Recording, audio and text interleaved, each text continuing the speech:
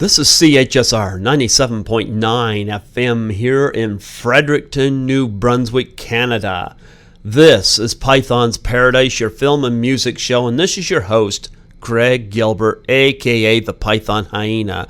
And folks, I am celebrating my 300th interview today, and I have a gorgeous guest on the phone with me today who is celebrating 35 years of two films she was in, Bachelor Party and Hot Dog the Movie. I have the gorgeous Tracy N Smith on the phone with me. How do you do, Tracy? How do you do? And boy, flattering. My goodness, how sweet of you. Yes. You're number 300. You're my 300th guest. Well, that's quite an honor. I appreciate that. Thank you. Yeah. Well, you know what? 1984 was a big year for you with the movies, but I noticed looking at the Internet Movie Database, you seem to have do you not act anymore? No, I did Arizona Summer. When I moved back to Arizona, I got married and had children. Mm-hmm. And basically, I did another film called Arizona Summer, and I played Miss Reed there, and it was actually with Shane Van Dyke, which is the great grandson of Dick Van Dyke, mm-hmm. who was also in that, as well as Bugsy from the Little Rascals and everything. So it's kind of a fun thing. And when I moved back to Arizona and did that film, that was pretty much it, as well as doing just commercials and print. But so I wanted to focus on my family. So what's happening with you now? Now, mm-hmm. I'm walking around a property that I'm in Western New York that mm-hmm. I'm working on building a piece of property. For many years, I had been writing. I have a children's project called Rainbow Dreams, and if you went to rainbowdreamskid.com, it has a bunch of I wanted to get that one day produced, preferably as a musical, mm-hmm. then maybe TV series, movie, what have you. And that is a project that's dear to my heart. I'd like to be able to do some kind of foundation someday that helped out the child within all of us.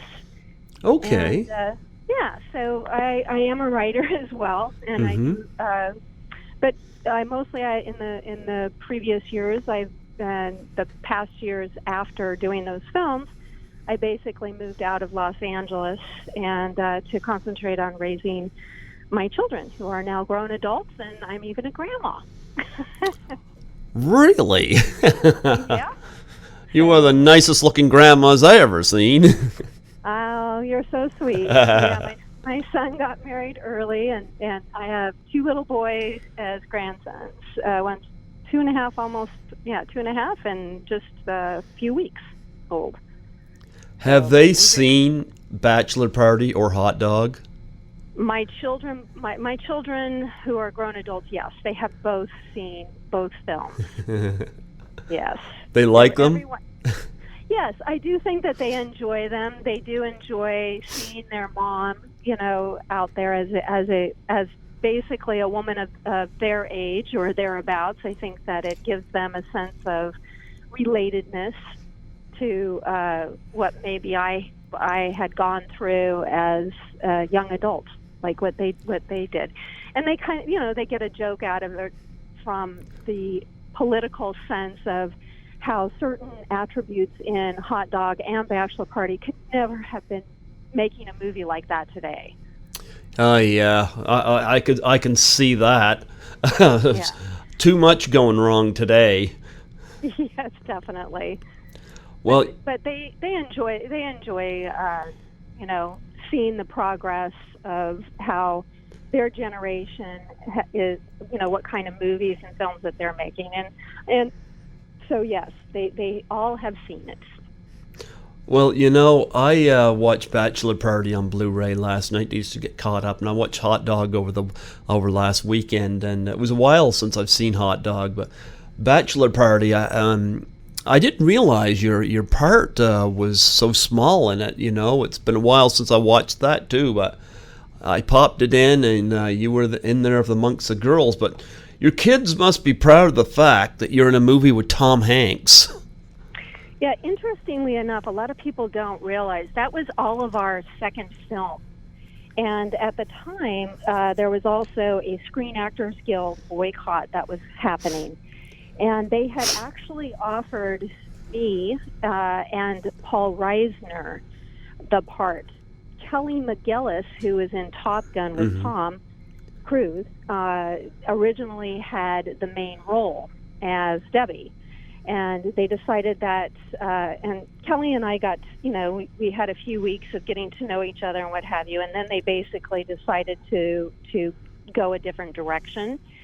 And they offered the part to myself and, like I said, Paul Reisner, who was in the show called Mad About You with Helen Hunt. Yep. And anyway, basically they went back and forth for about, a month, saying, yes, you have the part, no, you don't have the part. Yeah. Because they were also dealing with other issues, I guess. So then they decided to go with Tawny and Tom. And also, all of us had basically equal parts because it was all of our second film. Mm-hmm. And so, because I had already just finished Hot Dog and what have you. And they didn't realize that Splash with Daryl, that Tom had just finished shooting that. They did a testing on it, and the audience test came out so well that they decided to focus more on the boys. I had even had a full-blown on relationship with Adrian Zemed's character in the film. But what they did is they rewrote the script so that it focused more around the men. And also, at the end of the movie, which they cut out completely, was that you'll notice there's no bridesmaids in that shot because they edited out all of us because they used Flintstones Meet the Flintstones, the theme song for that, and I guess they didn't get the rights to it or something, and they basically didn't want to pay the royalty for it. And perhaps they didn't want to pay for all of us to come back to reshoot the ending, so they just cut us all out. And if you notice, it just focuses on Tawny and Tom and the guys. So the parts were larger, and like I would come into I did have quite a few more lines, and I had quite a few more scenes, but I would come in to shoot for the day, and I'd be coming in to shoot for the day, and then all of a sudden I'd be, I don't have those lines anymore. Hold 1 second, please. Yeah. I am so sorry. Frog in my throat with the air quality. Well, I'm just getting over a cold myself, so I get it. Yes. So anyway, yes, I did have a larger part at the beginning, and as time went on, it just morphed into a different beast, and which suited the studio and the director as well. You know what? I wish they had given the women equal time because I think it would have. I like Bachelor Party, but I think it would have made for a better movie. And yeah. Well, nowadays we think that way, but back then you got to remember that it was a very male-oriented time. I mean. Same with Hot Dog, too. I mean, like I said, you couldn't objectify women nowadays as much as you could back then. Well, and I think that... Go ahead. I was just going to say, let's talk about some of the really funny scenes with you guys then, Like, for instance, the redesign of the dressing rooms in the store. Yeah, that was very fun. That was funny. That was done in Beverly. Yeah, that was done, I believe, on Melrose, in one of those funky little stores along there. I couldn't remember which one exactly. But yeah, that was very funny how they had the different heights.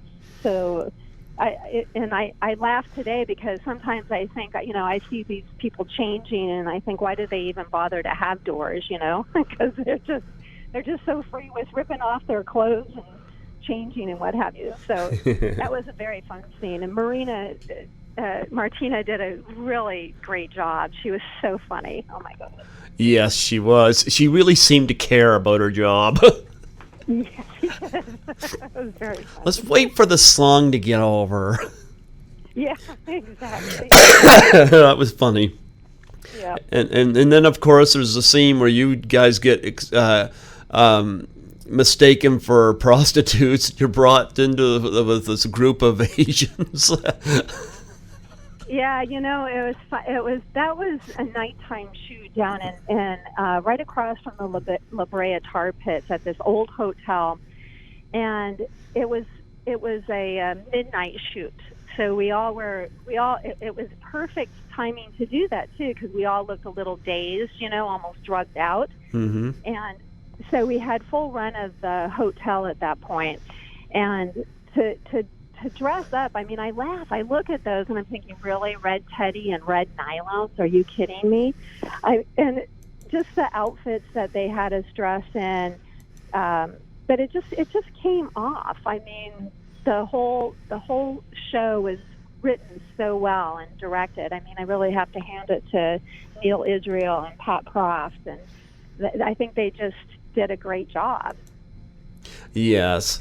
And of course, there's a lot of funny scenes amongst the girls, So, and I'm gonna say it's sad we no longer have Wendy Jo Sperber with us, but how friggin' funny was she? Oh my God! And you know what? She's just as funny off screen as she is on screen. She was so funny. Those girls were so much fun to work with, I have to say. I enjoyed all of them. They were all professionals, and even the mom, Barbara Stewart, mm-hmm. Was just a doll. I mean, they're just such nice people. I really feel blessed to have been a part of that.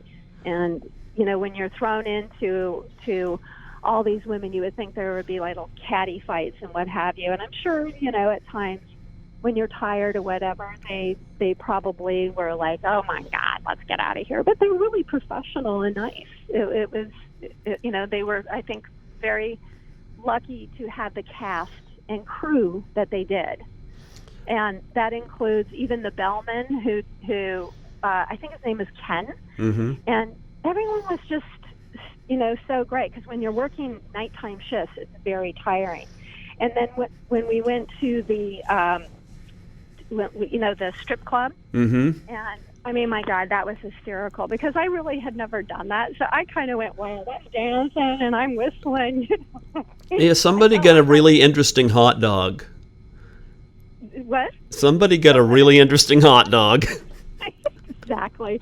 Oh my gosh, all that was just too funny, and it was exciting for me, because I felt like, well, this would be my bachelorette party if I had one. Well, they cut it nicely enough that you didn't see anything, but her facial reactions were perfect.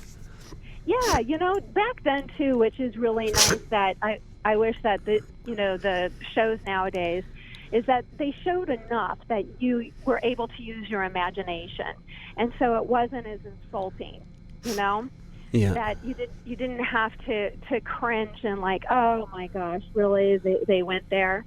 And I know there's an appropriate time to be able to do that, but I do think that they edited it well, like you said. Yeah. Yeah, and Wendy Jo Sperber, did you see her in Moving Violations? I did a long time ago, my goodness. Oh, yeah. My goodness, I think that might have been the funniest I've seen her, God bless her, I'm sad she's gone, but I loved it there when she grabbed hold of her husband in the movie, just started smashing him. And she was just a tiny thing. Yeah. She had just such a big presence on screen, but mm-hmm. she was very small. Yeah. I've always liked her. Was big. Oh, me too. I miss her a lot. Yeah. Yeah. And Tawny Katane, is it Katane? Katane, Katane. Yeah. I love that scene, when she's in bed with Tom Hanks and she says, I can't sleep. And he says, I have something for that. He grabs a hammer. Yep. They definitely had, they used They definitely utilized all the utensils they could. Do you think she still likes the egg beater? She might, use it to throw it at somebody, but she might still like it. That's something you might have to ask her. You think she gets chased around with those after Tom Hanks? Why wouldn't she? Yeah, that was funny. No, I would have loved it had the girls had. Here's the thing. I've always had an issue with Jerry Lewis, because Jerry Lewis was the guy who said women can't be funny. And I gotta say, he's full of shit, because I think women can be very funny, especially when I see stuff that's going on in this movie. I think women can be hilarious. I think that women have more of a calm funniness, and obviously there's Lucille Ball. There's, yep. Oh my gosh, and that's just a one that every single person knows. But there are so many funny women that they don't get their credit where credit is due. Mm-hmm. And there's so many movies nowadays that it's more of a subdued comedy. They're innuendos, or they're just, Diane Keaton is very funny. Mm-hmm. And I think Woody Harrelson, Woody Allen, yeah, he actually saw that in a lot of women, that it's more of a subtle comedic qualities that a lot of women have. And I didn't realize that Jerry Lewis had said that, because I really liked him as well, but I don't agree with that as well. Yeah. Well, actually, two women I find funny today are Emma Stone and Anna Kendrick. I watch them in every... I just watched the film with Anna Kendrick. Yeah, perfect. I think they're funny. I'm sorry. They're nice looking, but I can laugh at them. Oh, my God. She's so funny. Anna Kendrick. And Emma's really, like I said, that more subdued kind of snarky little, comedic value to her delivery of her lines. Mm-hmm. And Anna Kendrick, she not only uses her facial capabilities, but she also uses her intellect, with her mm-hmm. physical comedy. She's incredibly talented. I like her a lot. Yeah, and she's small. You talked about Wendy. I don't know how tall she is. You talk about Wendy Jo Sperber. Anna Kendrick's small, or at least she appears that way to me. So hey. Yeah, but boy, she is just a riot. I just think she's so funny. Yeah, I agree. So, Tom Hanks, of course, is in this, and of course, he's now won 2 Academy Awards and nominated for so many others. It's funny when I look at him in Bachelor Party. It's like, you look at the like, this is an Academy Award winner now. We all have to start out somewhere. You'd think Tawny's parents would be proud now. Well, I'm sure they were proud no matter what. Parents have a tendency to just be proud of their kids for being their kids. No, I mean the movie's parents. Yeah, I don't think that makes any difference. I think they're proud of them no matter what. Yeah. I'm sure your parents are extremely proud of your accomplishments. You're obviously doing very well with doing your podcast and what have you, so... But I'm sure if you asked your parents, they would probably say, "No, I love you anyway, no matter what." My kitty loves me anyway. Aw, there you go. So your kitty just sits on your lap or up on your board there, your soundboard, and just kind of looks at you and says, "Meow." No, my cat, while I'm sleeping, I can hear him running back and forth up on the floor above me, batting his toys all around. Ah. The playful one. Oh yeah. No, when I'm not at home, I got him well occupied. Oh, good. Yeah. That is good. Yeah, he doesn't overtake your house, huh? I'm trying to get him to use the scratching post as opposed to the door frame. Does he know how to use the toilet as well? I got him using a litter box. Yep. One of those nice round ones where you turn upside down and it strains the good litter and in basically it takes about 20 seconds to do it. Wow. I got it at Walmart. It was a great buy, and the cat uses that. Well, there you go. Yeah. You're thinking ahead of the game. So he doesn't make those messes, but he does occasionally puke up food. So. Well, the kitty is a normal kitty then. Yeah. But speaking of Let me ask you, what got you to watch Hot Dog and Bachelor Party? You know what? Here's the thing. I was born in the 70s, the early 70s. And, I had an uncle that owned a video store, and I got a lot of memories from movies from that store. And I think my favorite movies, especially for nostalgia, are horror films and comedies, especially teen comedies. I resonate with them very well. And, of course, Bachelor Party. Bachelor Party wasn't exactly a teen comedy, but it's not exactly far off either. Right. You're definitely dealing with young adults. Yeah. Yeah. I don't know. I always like those. They always have good music. They have interesting, funny hijinks. And those are kind of movies I like. I like a few sci-fis, a few fantasies and dramas, but I think the big things I like are those two genres. Mm-hmm. You mentioned music. Those are two qualities I think that both of these films have in common, is they both have a soundtrack that's really great. Do you sing on them? No. The soundtracks, though, the songs still play today. Mm-hmm. They're kind of timeless, like the show, which I think is, an acknowledgement of kudos to the writer and director and producers. And Joe Roth, who was the producer at the time for Bachelor Party at 20th Century Fox, I think that he had a lot of input as well.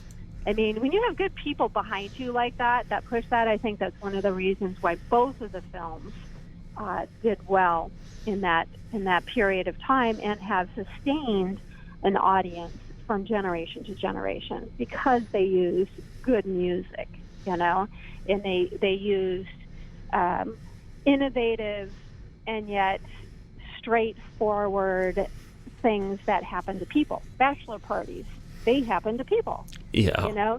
The young teenager who runs away and falls for that. I mean, that was based on Mike Marmon's life. That was based on the writer's life. Mm-hmm. So I remember when the Israel brothers were talking about Bachelor Party and stuff, and Pat Proft, they were laughing. They're going, "Yeah, I remember this party we went to." So those are common factors. So any writers out there, still dealing with, what works is your own personal experiences. There are a few males in there that really stood out to me. One of them, I think my favorite male performance, no offense to Tom Hanks, but I gotta say Bradford Bancroft as Brad. Oh my goodness. He was good, wasn't he? Holy cow, I laughed every time. He just wanted to kill him. I like he shows up, he's all happy to see them, hates his ex-wife, and wants to kill himself. I loved every scene he was in. Well, that's got to be based on someone that they know personally. So they just take that. Yeah, I mean, they just pulled in a lot of great personal experiences, and everything kind of fell into place for them. Well, there's a couple of scenes with him that really number one, when he's trying to drown himself in the tub and Tom Hanks pulls the plug and he puts his head back down in, it just thuds on the tub. And then he tries to slit his wrist with an electric razor. Oh, I know, that is too funny. How many people actually think that they could do that? Not that I'm, I think that's this guy did. Oh my gosh, yeah. This guy was just completely whacked, and I loved every scene he was in. He stole the scene, and it's not easy to steal scenes from Tom Hanks. This guy did it. Yeah. Well, there you go. And the other guy that stood out to me was Gary Grossman as Gary, who ends up with a surprise rendezvous at the party. Yeah, there were a lot of funny moments at that party, and yeah. And of course, I'm trying to think who played Cole here. I can't remember his name. Oh, Cole. Okay, I say it now. Robert Prescott. Right, yeah. He went through a lot too. Yeah, he was a childhood actor. Yeah, they had him dangling out a window. I like that he come down and his ass is through the roof. Let me tell you, yeah. What's that? I said that was a funny scene to watch them film too. As far as the danger involved. Talk about that scene being set up. You seen that scene? No, I didn't watch them set it up, but they have to. They have their people who set up the scenes, and then we're usually not supposed to be able to go and watch other scenes because we're getting prepared for our next scene. Oh. But you can't help but go and peek and see how the scene's going. Well, let's go check that out. Oh yeah, no, I loved it, especially when he's out there in the car and he's going. They screwed up his car and he's going, and the horns all screwed up, and he goes shit. They just messed him up. So did it influence you enough? Are you married? Did you end up having a bachelor party similar to that? Did that influence your decisions? I'm not married. I don't know. This might impact my decision. I don't know. I'm not looking for a relationship. If I get one, I get one. If I don't, I don't. I'm pretty content. I've been to one bachelor party in my life, and all I remember is they did have a stripper. And one thing I remember most is she took her top off, and I was the first one. She rubbed her tits in my face, and I was like, only thing going through my head was, I'm the first one she did this to. Yeah, how many more after yours is going to happen to, right? Yeah, but it's like I was the first one. I'm like, yeah. Okay, I was the first pick. Yeah, there you go. See, that's nice. Now, I'll be frank. I don't know. If a woman wants to do that, I wouldn't ask a woman to do that at a bachelor party. I don't know. Maybe I'm just getting older.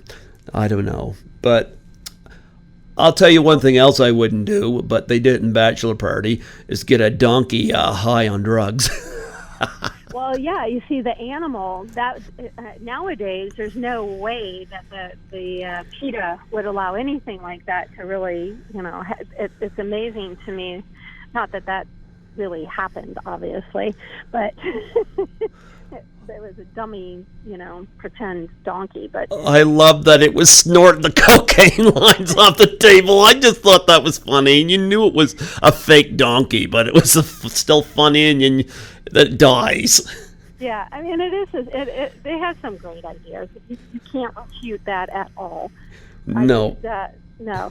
And like I said, other if it suited a time, and obviously, people can look back and laugh at the technology differences today and the political differences of what would be allowed and appreciated, and today that you look back and you go, yeah, I don't think I would do that. That's not real appropriate, but it's still funny because it's kind of human nature. You can't really, reprimand human nature.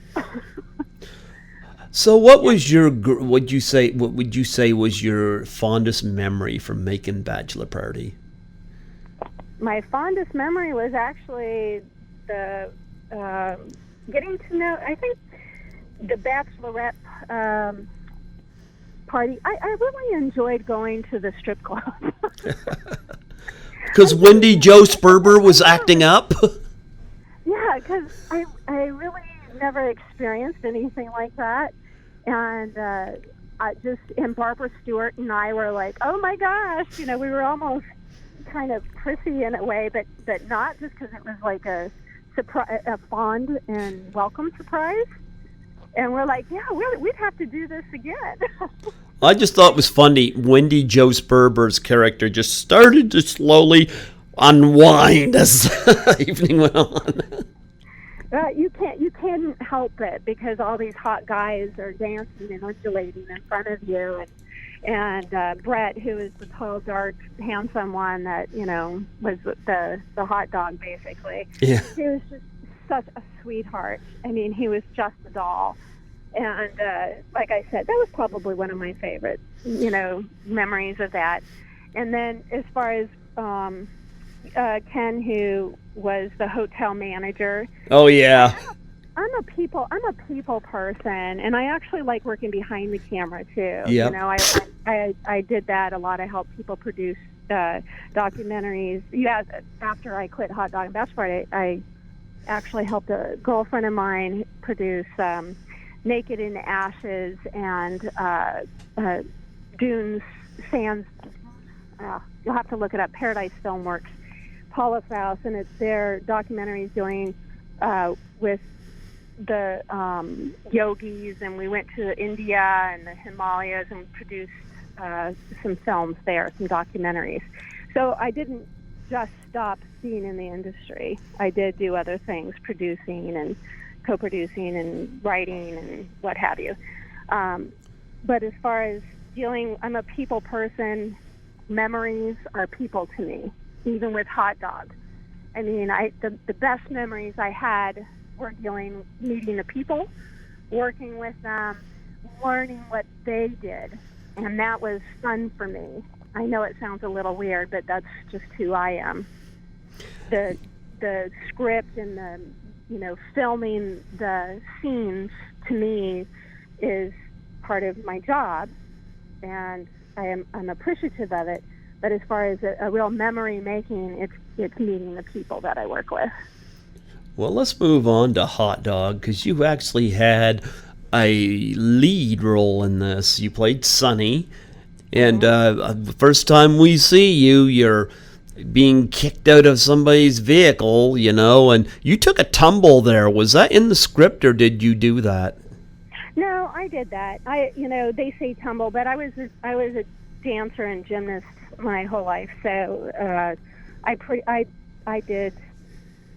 I would just do something and I would fall, or I would improvise and do something. That's what I used to do when I modeled too. Mm-hmm. I would be the one, doing spread leap jumps and splits in the air and running in front of a subway metro train or something in Italy just to get the right shot. So, yeah, for me to fall out of a car, no, being a stunt woman, that would have been pretty fun, actually. Well, I gotta say, your character was quite a tease, because I remember, the first night, nothing happens, and then you're in the truck the next day saying, well, you should have tried something.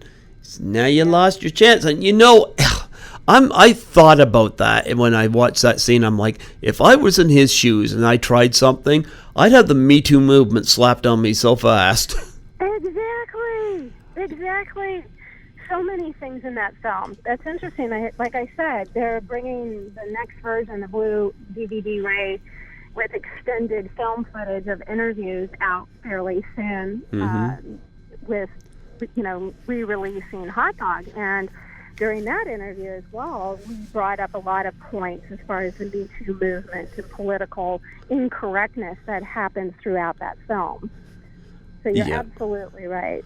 And the guy didn't mistreat you. That's the thing, but it's not that it wouldn't have been on his mind. I just think he was being polite. Yeah, no, I totally agree. And in fact, when we went through that script, when Mike and Patrick and I, we would sit in the mobile home and we would do test reads of the script, and Peter Markle, who directed it, we would say, I would bring up, I'd like, I don't think this sounds right. I don't feel comfortable with this. And they were very open to suggestions, which was great. I mean, obviously, at some point they go, no, that's the way I wrote it. That's the way I want it. But they were, for example, just something silly, like the character always saying ain't. Well, I ain't doing, and I said, oh my gosh, I don't say ain't. I don't know anybody. I can understand accents, of people from different parts of the country having ain't as a word they say, but not this many times. I said, please don't have her sound, like ain't is every two words. Yeah, we ain't standing for that. Exactly. So little things like that we were able to tweak out a little. As far as the sexual innuendos, I think it was part of Mike Marvin's period of time that he experienced it, so he wanted it as close to his personal experience as possible.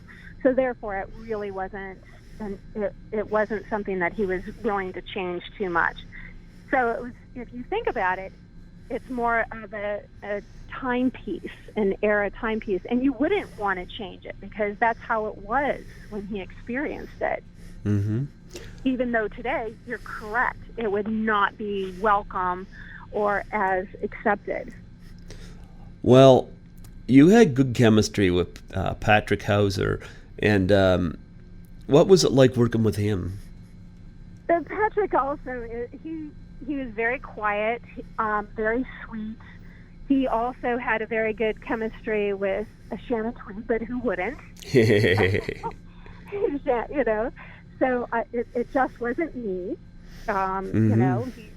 He had good chemistry with her as well, which I thought made things work well too. He is very old-fashioned, and yet I think, which is why he was cast in that, because he had a down-to-earth, good boy quality, which makes it still appealing today. You have better taste in music, though. We didn't want to listen to that old country. That's funny because I do like a wide variety of music. Yeah. Yeah. Talk about Shannon Tweed. I mean, obviously she's breathtaking, but it was fun to see her in this. And are you familiar with did you watch Shannon Tweed movies as you were growing up, or did you see her in the Playboy? Or I've seen her in a lot of stuff. Mm-hmm. Yeah. Well, she is as poised and beautiful as she appears to be. Mm-hmm. She and her sister Tracy, we became, pretty close when we were on the set and spent quite a bit of time together. And, they're both just genuinely great gals. I wish I were still in contact with them today because I really enjoyed spending the time I did with them.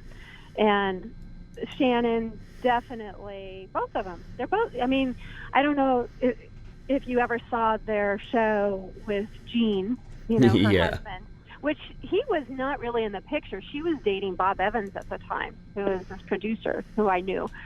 And that was kind of funny. So, and Gene was in and out of the picture, so she kind of was indecisive with both, but she still had her heart with Gene. And I think all along, and obviously she inevitably ended up with Gene, and rightfully so. Gene's a very kind person as well. And the funny thing is we both have, our kids are similarly aged. I think her kids are maybe a year or two ahead of mine. And she as far as her film, work etiquette and everything else, was just very professional. I mean, you have to be if you're gonna do as well as she did. Yeah, she was definitely a gorgeous woman, that's for sure. And she still is. Well, yeah. I mean, 10 to 1. If you put me and her side by side, you're gonna go, yeah, she's. Yeah. You're not exactly bad now. Come on now. Oh, I'm doing okay. I'm your normal aging, woman who likes to stay healthy and take care of myself, as best I can. But yeah. Here's the thing. Shannon's, as you mentioned, Playboy and stuff like that. When you look at you in this movie, you're the tomboy. Oh, I'm always a tomboy. Yeah. I'm still, right now, I'm moving wood. I was just hoping there was a hole. And I'm saying to my boyfriend, I'm saying, yeah, okay, I've got to, like, finish this wall in 15 minutes, so let's get this measured and cut. You know?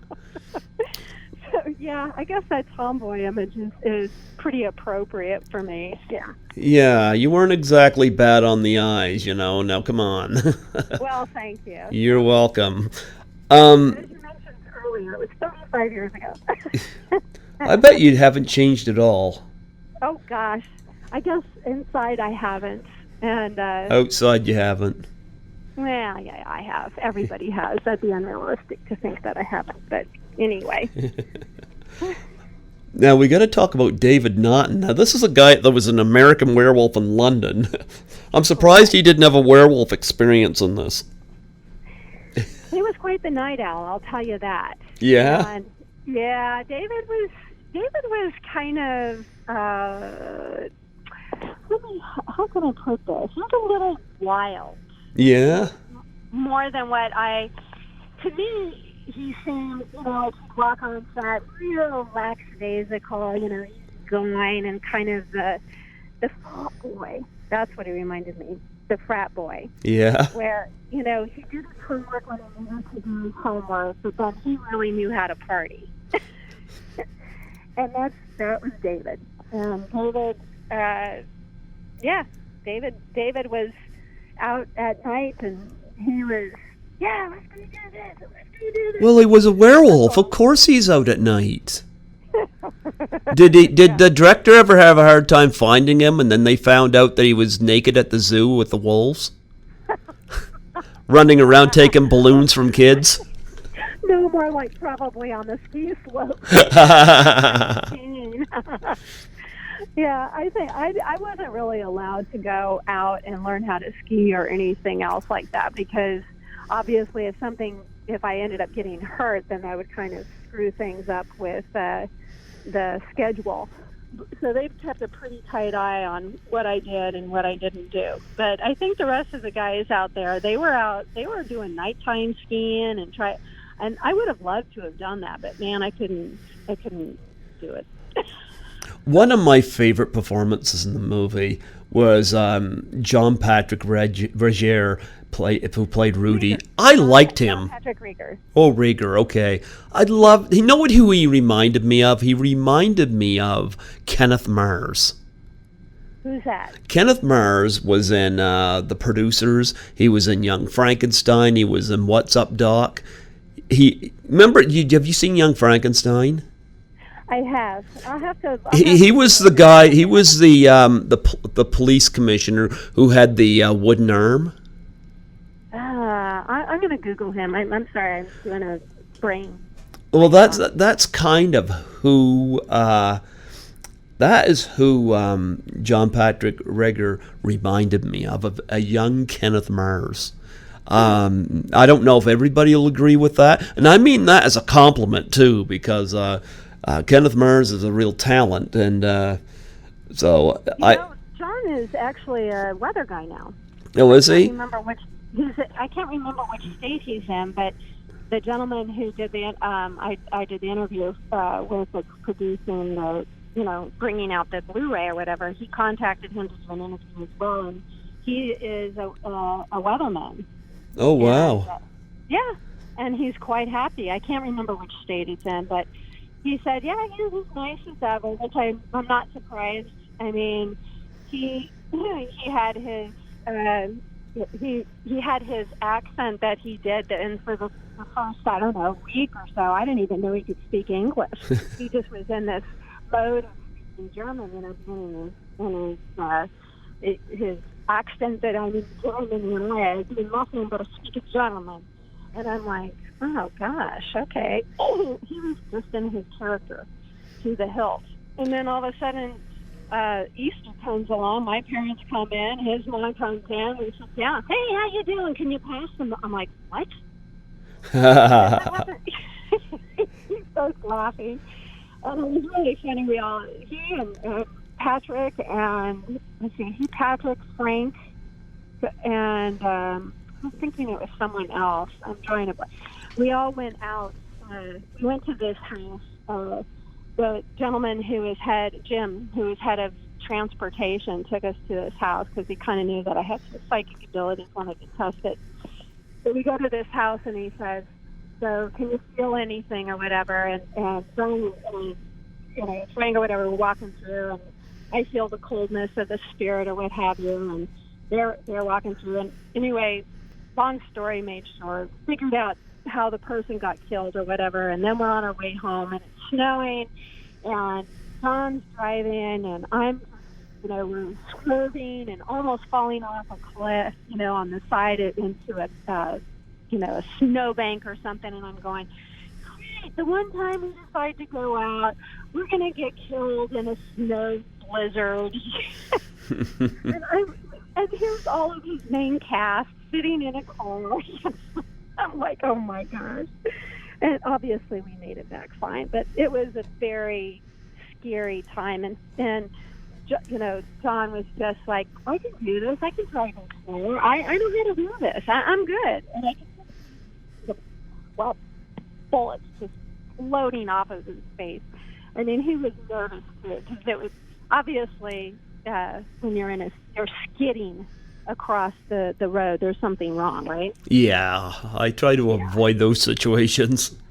Yeah, see, I don't know how to drive in snow. I am not a ski bunny. No. Well, winters here are really bad, and I'll tell you, I've had some nervous times driving in the winter. Yeah. Now, we do have some nice hot weather here in July, so... But you do have, to your credit, some Perry Mason TV appearances. You want to talk about that? Well, actually, that's not those are not mine. I don't know why they're on my credit or what have you. I have a TJ Hooker, and I had my own talk show called Hollywood Take One, but I don't know anything about the Perry Mason. That's someone else. Someone put that up. Did you see them? No. Like, do you see them there on your Internet Movie Database? No, but on different ones, occasionally I think something will pop up, like an asteroid movie or something, which is also not mine. And then wow. And sometimes if you Google my name or whatever, there's another actress, because I gave up Smith, and so I'm known as Wilkinson as well. Like in Arizona Summer, I went by Wilkinson. And the funny thing is that this commentator, Tracy Smith, who's a commentator, she's blonde. They even put her picture up for my hot dog picture, which I think is hysterical. Wow. Obviously, duh. But her face and her credit, so it could possibly be hers before she started doing commentating. Oh wow! Because I got you listed for 3 Perry Mason episodes on here, and I'm like, okay. Did you do T.J. Hooker? I did. Heather Locklear and William Shatner, and the guy Jerry Lee Lewis was actually the celebrity who was on at the time, and he put me on the piano and played Great Balls of Fire, and literally lifted me up by the waist and set me down and played me as on the piano, and he sang the song. It was really fun. That was very fun.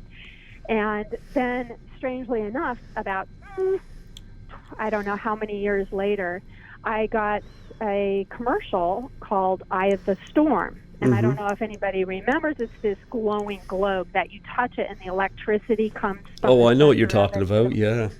Yeah, well, I was the main person in that. I was dancing. I had a top hat and white gloves and black tuxedo type. And so I was dancing, and the song was Great Balls of Fire. So it was kind of synchronistic, and that was really fun. I used to do a lot of commercials. I did, and worked for a lot of different people doing commercials. So, but yeah, that was pretty much no Perry Mason. Oh well, they made a mistake. Yeah, no worries. That doesn't bother me at all. Well, I do have to ask, do you have any charities that you're involved in that you plug on here? Well, no, I always believe in lung cancer, anything that has to do with lung cancer or Alzheimer's, and I would love to have something, like I said one day, to deal with children, and it doesn't have to be children, ASL, or that would be nice, ALS, and it doesn't matter to me what charity, that as long as it's something that the money actually goes to the charity and the kids. Yeah. Something that goes to people's pockets to just get them jobs. Yeah. That would, yeah. But hopefully, if there were someone that you deal with a charity? I deal with the Doubtfire Face Challenge. Ah, okay. It's remember when the ALS challenge came out for the Ice Bucket Challenge? I do. Yeah. After Robin Williams had passed away, one came out for suicide and depression. Oh, yeah. Yeah, and I've never dealt with suicide, but I've had depression various times in my life. And so I thought this would be a good thing to back. And it's not a money thing, it's an awareness thing. And it's a challenge, and I did this, and I threw it out to some of my interview guests, and I've had a lot of them do it. What it is you video yourself, you take a pie in the face, and you nominate 3 people. Mm-hmm. And it's for suicide and depression awareness. Well, that's good. That's a good charity or awareness to have. Mm-hmm. There's far too many suicides in the world right now. Definitely. So now that you've asked me about it, do you want to do it? I'm not very good at videotaping myself. My daughter and son, when the Ice Bucket Challenge came out, they asked me to do that as well. I'm not great at doing those kind of things, and I don't want to say yes and then back out on it. I'm not someone, if I say yes, I'm going to do it. I'm going to do it. So I don't want to say yes. Yeah, well, you're being honest about it anyway. I hate it when I have somebody that says they're going to do it. I donate to one of their charities, and then I don't hear from them on it. And this is not even for money. It's just a video. Pie in the face, you nominate 3 people. I'm not even asking for money here. And I put the video up. I've had a few incidences like that where people kind of cheated me on it, and but I've had some people that's also committed to it. So, but I've always upheld my end and donated to their charity. So I don't know whether that's the whole thing. If I promise to do something, I want to be able to uphold my end of the bargain. So I don't want to make any promises that I'm unable to keep it as well. Yeah. So that was. So I've given to a few charities for people, and I don't regret that. I don't take that back. You're helping somebody. But it's kind of like, I don't know whether they think it's strange or whatnot, but you know what? The reason I throw it at my guests is because people want to see people from the industry do this. The Ice Bucket Challenge took off because celebrities started doing it. Right. Yep. And so that caught on with me. And quite frankly, I think a pie in the face is much more interesting or much more entertaining and a lot less dangerous than buckets of ice, Oh, I agree with that completely. Yep. I saw Stephanie McMahon, the female wrestler, take an Ice Bucket Challenge, and I just saw those cubes of ice bouncing off her back, and I'm like, she must have had welts after that. But she did. Oh my goodness. Yeah, that's pretty bad. Yeah. So what do you do about your depression? How do you deal with it? Oh, I just got some medication, But I mean, I'm like I said, I'm not suicidal, but one of the things keep me going, I throw this charity challenge out, and so you asked me about my charity, so I threw that out there, so there you go. But I mean, I appreciate hearing that. I won't hold you to it, but I do have some people I'm waiting on for it that I think will do it, so there you go. Well, yeah. That's good. I'm glad that glad to hear that you're taking an interest in that, and I hope it never does become a solid depression issue where it affects you to the point where you don't know what to do. Well, I'm taking the right steps. So I mean, it's you just never know when it's going to hit. That's the thing. It always passes. It's just a matter of when. That's one thing I've learned. Yeah, and that's the best thing that you can tell someone who's having issues is that this too will pass. Mm-hmm. If you can just wait tomorrow, and I'll talk to you tomorrow. Mm-hmm. And that helps a lot. That does. Here's another thing. Do you have a web page or anything you want to plug on here?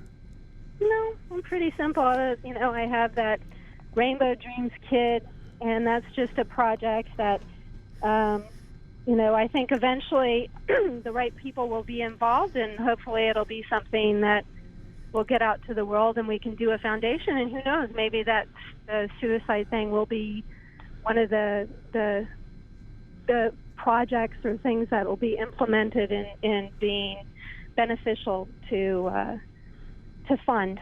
I mean, that is something that's very strong in my heart too. What's it called again? Many people. It's Rainbow Dreams. It's Rainbow Dreams Kid. That sounds like the bachelor party guys, Rainbow Dreams Kids. Yeah, I guess so in a way.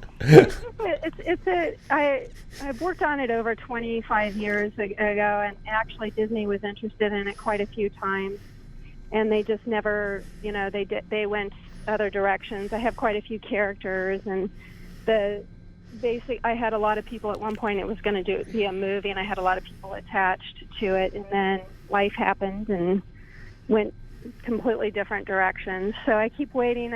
Sometimes I'm way ahead of my time.